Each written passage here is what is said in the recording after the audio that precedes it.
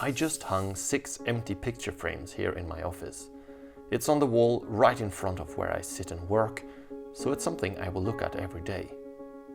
I can't keep them empty, of course, so today let's try to create some art for them. I love to paint nature scenes. I live in the mountains of Austria, and I also love rock climbing and especially bouldering. And I thought, as a subject, it would be nice to paint some of the beautiful looking boulders I encounter when out climbing. Who doesn't like a good looking rock?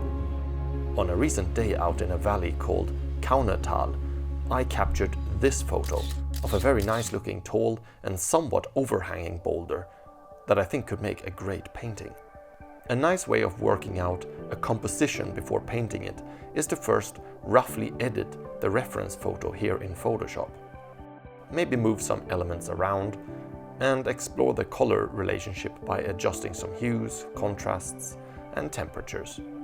I can also combine several photos that I took and cherry pick what I like in each of them. It doesn't matter if this is a bit messy, it's only here for us to give us an idea of where things go in the picture. Let's get into it.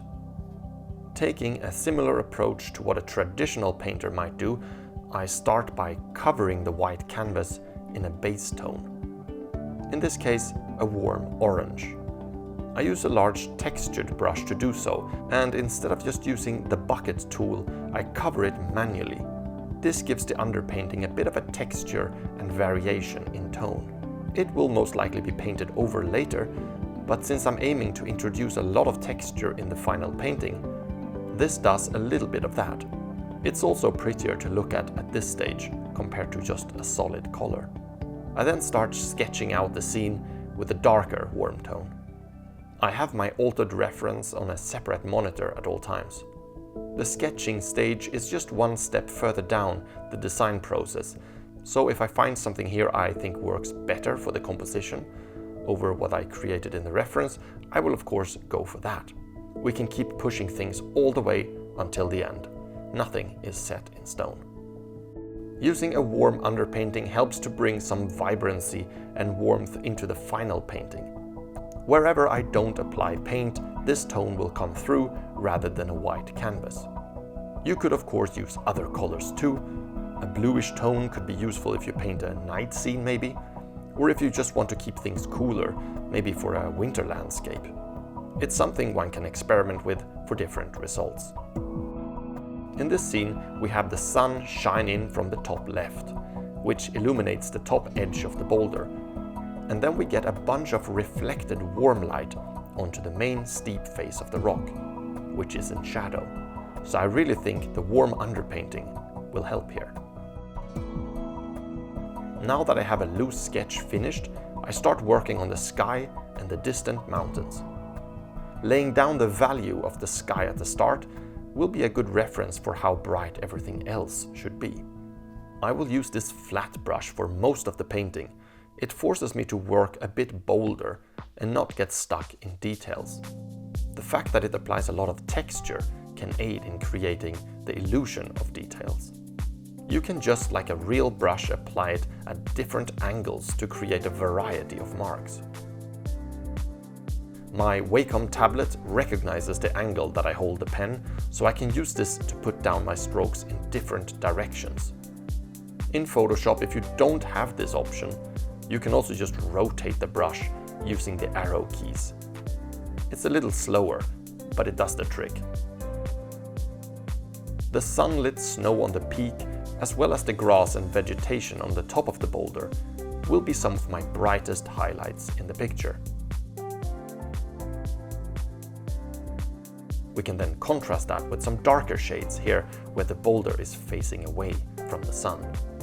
These greens and yellows can be pretty saturated to create that sense of glow you get when light shines through vegetation. I don't want to keep everything equally saturated, so I play with cooler and warmer colors within the same value range to create interesting shapes in the rock. The background mountains, even though they are filled with trees, will appear blue rather than green as they fade back into the distance. We can use this to our advantage and exaggerate that a bit to separate our foreground midground and background.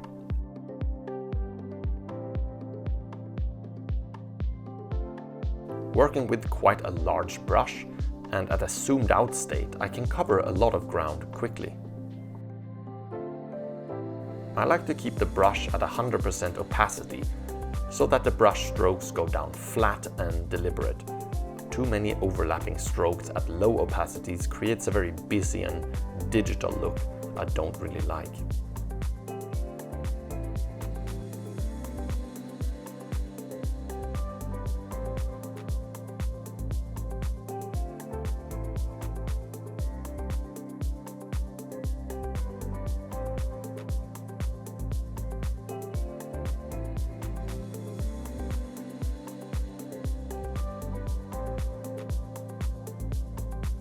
Look how the warm underpainting shines through here on the shaded side of the boulder.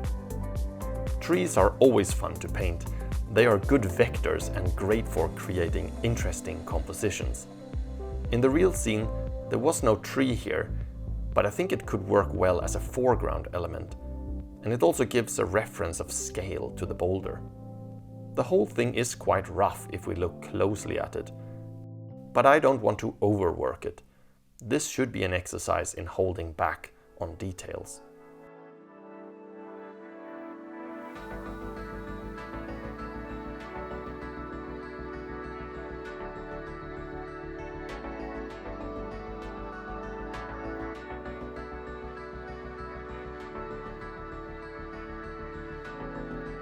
The first painting goes on the wall.